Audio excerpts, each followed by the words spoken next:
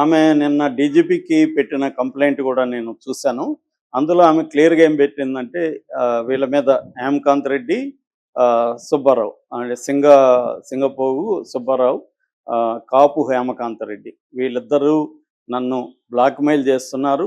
డబ్బులు డిమాండ్ చేశారు. తర్వాత సోషల్ మీడియా ద్వారా నా పరువు తీస్తున్నారు. సైబర్ హరాస్మెంట్ చేస్తున్నారు అనేది ఆమె పెట్టింది. సత్యవతి ముదావత్ అలియాస్ మంగ్లీ 32 ఇయర్స్ అనేది కూడా ఆమె రాసింది ఆ కంప్లైంట్లో. సో ఈ సత్యవతి అలియాస్ మంగ్లీ అనే అమ్మాయి నన్ను సుబ్బారావు, హేమకాంత్ రెడ్డి బ్లాక్మెయిల్ చేస్తున్నారు అనేది ఆ కంప్లైంట్లో ఉంది. అట్లాగే మధు అనే వ్యక్తి ఎవరైతే ప్రధాన నిందితుడుగా ఉన్నాడో ఈ మధు అనే వ్యక్తి కూడా ఒక ఛానల్కి ఇంటర్వ్యూ ఇచ్చి వీళ్ళ మీదనే చెప్తున్నాడు, అతను అప్రూవర్గా మారుతున్నాడు అన్న వాక్యం కూడా ఆమె రాసింది. అంటే క్లియర్గా ఇక్కడ మనకు అర్థమైంది ఏమంటే సుబ్బారావు ఏమో నన్ను బ్లాక్మెయిల్ చేశారు, నన్ను బెదిరించారు, నన్ను హిట్ అండ్ రన్లో చస్తావని బెదిరించారు అనేది సుబ్బారావు కంప్లైంట్ ఇచ్చాడు. మంగ్లీ ఏమో సుబ్బారావు నన్ను బ్లాక్మెయిల్ చేశాడు, నన్ను డబ్బులు అడుగుతున్నాడని మంగ్లీ చేసింది.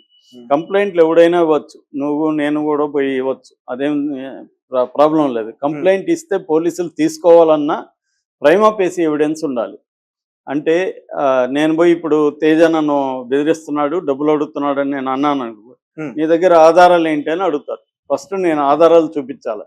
ఆధారాలు చూపించి నా దగ్గర ఏం ఆధారాలు లేవు సార్, నా మాటే ఆధారం, నేను చెప్తున్నానంటే కేసు రిజిస్టర్ చేయరు. ఎందుకంటే ఎవడైనా పోయి చెప్పచ్చు కదా, ఎవడి మీద మనకిద్దరికి పడకపోతే నువ్వు నా మీద పోవచ్చు, నేను నీ మీద పోవచ్చు, కానీ ఆధారాలు ఉండాలి. సుబ్బారావు ఏదో ఒక ఆధారం లేకపోతే ఎఫ్ఐఆర్లో ఎంఐ పేరు చేర్చరు. ఎఫ్ఐఆర్లో ఫస్ట్ పేరు మధు ఉంది, మధు తర్వాత భరత్ చౌహాన్ ఉన్నాడు, శైలజ చౌహాన్ ఉంది, బాలాజీ నాయక్ ఉన్నాడు, తర్వాత ఈ అమ్మాయి A5గా ఉంది. ఈ అమ్మాయి ఒక సెలబ్రిటీ అని పంజగుట్ట పోలీసులకు తెలుసు కదా, మరి ఎందుకు ఎఫ్ఐఆర్లో ఎంఐ పేరు చేశారు? మరి అదే వేణు ఉడుగుల పేరు కూడా కంప్లైంట్లో ఉంది. సుబ్బారావు ఇచ్చిన కంప్లైంట్లో వేణు ఉడుగులు నన్ను బెదిరించాడని సుబ్బారావు రాశాడు, కానీ వేణు ఉడుగుల పేరు ఎఫ్ఐఆర్లో ఎందుకు పెట్టలేదు పోలీసులు? ప్రైమా ఫేసి ఎవిడెన్స్ లేదు. వేణు ఉడుగులు బెదిరించినట్టు సుబ్బారావు దగ్గర ఏ ఆధారం లేదు, కాబట్టి వేణు ఉడుగుల పేరు రాయలేదు వాళ్ళు. సో వేణు ఉడుగులు ఫోన్ చేసి కూడా అడగలేదు, ఎందుకు? సుబ్బారావే ఇవ్వలేదు, ఆధారం ఏమి ఇవ్వలేదు. సో ఆధారం ఇవ్వకుండా ఎఫ్ఐఆర్ అనేది జనరల్గా ఒక్కోసారి చెయ్యరా అంటే చేస్తారు. ఇప్పుడు నేను మేనేజ్ చేసి నేను డబ్బులు ఇచ్చి పోలీసులకో లేకపోతే నా పరపతి ఉపయోగించి నీ మీద నేను కేసు పెట్టేయాలంటే పెట్టేయచ్చు, అవి కూడా జరుగుతాయి. కానీ ఇక్కడ మంగ్లీ లాంటి ఒక సెలబ్రిటీ మీద అలా చేయరు పోలీసులు, ఏదో ఆధారం ఉండాలి. సుబ్బారావు అనే వ్యక్తి పోయి మంగ్లీ నన్ను బెదిరించింది సార్ అంటే పెట్టేయరు. దాంట్లో కూడా రాశాడు, నేను దీనికి సంబంధించిన ఆధారాలు ఆల్రెడీ మీ వాట్సాప్కు పంపడం జరిగిందని కూడా కంప్లైంట్లో సుబ్బారావు రాశాడు. నేను ఆ కంప్లైంట్ మొత్తం చదివాను. సో కాబట్టి ఇక్కడ ఈఎంఐ కంప్లైంట్ ఇచ్చింది, కానీ ఈఎంఐ ఆధారాలు ఏమి ప్రజెంట్ చేసినట్టుగా నా దృష్టికి అయితే రాలేదు. చేసిందా లేదో మనకు తెలియదు, కానీ ఆమె కంప్లైంట్లో రాయాలి కదా, నేను ఆధారాలు మీకు ప్రజెంట్ చేస్తున్నానని రాయాలి కంప్లైంట్లో, అది రాయలేదు.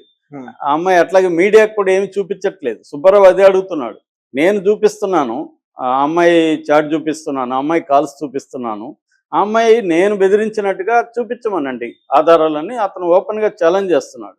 సో క్లియర్గా ఇక్కడ మంగ్లీని వాళ్ళు బ్లాక్మెయిల్ చేస్తున్నట్టు ఆధారాలు మంగ్లీ దగ్గర లేవు. మంగ్లీ వీళ్ళని బెదిరించినట్టు, సుబ్బారావుని వీళ్ళని బెదిరించినట్టయితే ఆధారాలు ఉన్నాయి. సో మంగ్లీకి తను ఇన్వాల్వే కానప్పుడు, తన పేరు వచ్చినప్పుడు వేణుని ఎందుకు అడిగింది పంచాయతీ చేయమని? పూజారి నాగేశ్వరరావుని ఎందుకు అడిగింది? వేణు మాటల్లో కూడా వేణు ఒక డీసెంట్ డైరెక్టరు, నాలెడ్జబుల్, తను తెలంగాణ ఉద్యమంకి చాలా ఆత్మీయుడు. సో తను ఊరికే ఏదో అబద్ధాలు చెప్పడు మీడియా ముందు వచ్చి, తను మాట్లాడే దాంట్లో కూడా బాధితుల తరపున సుబ్బారావు ఫైట్ చేస్తున్నాడు అనేది క్లియర్గా చెప్పాడు. డైరెక్ట్గా ఈమె ఇన్వాల్వ్ ఏం చెప్పలేదు, కానీ ఈమె నాకు సంబంధం లేదు అనేది చెప్పాలి మీడియా ముందు అనేది ఆ రోజు ఒప్పుకునింది. అలాగే మధుని పట్టిస్తానని కూడా ఒప్పుకునింది, ఎందుకంటే మధు కదా డబ్బులు వసూలు చేసింది. ఆ రోజు కూడా వేణు ముందు కూడా ఒక 20 మంది వచ్చి మధుని వసూలు చేశాడని చెప్పారు. ఆ అమ్మాయి ఏమో మళ్ళీ మధు పర్సనల్ ఫోన్ ద్వారా పర్సనల్ నెంబర్ ద్వారా సుబ్బారావుకు ఫోన్ చేయించి కలిపింది. మరి ఆ అమ్మాయికి అయితే మొదటి టచ్లో ఉన్నాడు కదా. అంటే క్లియర్గా ఆ అమ్మాయి తమ్ముడు శివ, ఆ అమ్మాయి వాళ్ళ చెల్లెల్ని పెళ్లి చేసుకుంటానని చెప్పిన మధు, వీళ్ళైతే ఇన్వాల్వ్ అయినారు. అమ్మాయి డైరెక్ట్గా ఇన్వాల్వ్మెంట్ అయితే లేదు.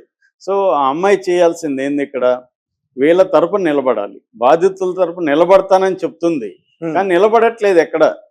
సుబ్బారావు అదే ఛాలెంజ్ చేస్తున్నాడు. ఆయన ఎవరు ఇంకొక ఛానల్ యాంకర్ కూడా ఛాలెంజ్ చేశాడు, అమ్మ నువ్వు నిలబడతానంటున్నావు రా పంజాగుట్ట పోలీస్ స్టేషన్కి దగ్గరికి రా, రోజు 100 మంది 200 మంది బాధితులు అక్కడ ఉన్నారు, వచ్చి వాళ్ళతో నిరసన కూర్చో, ఆ మధుని అరెస్ట్ చేయండి అని చెప్పు.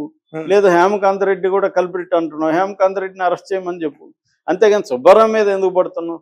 సార్ మధు అనే వ్యక్తి నిన్న బయటికి అదే ఒక ఛానల్కి వచ్చాడు, రిలీజ్ చేశాడు. ఇక్కడ ఏంటంటే మధు మెయిన్ కల్పిట్ అనేది అర్థమవుతుంది.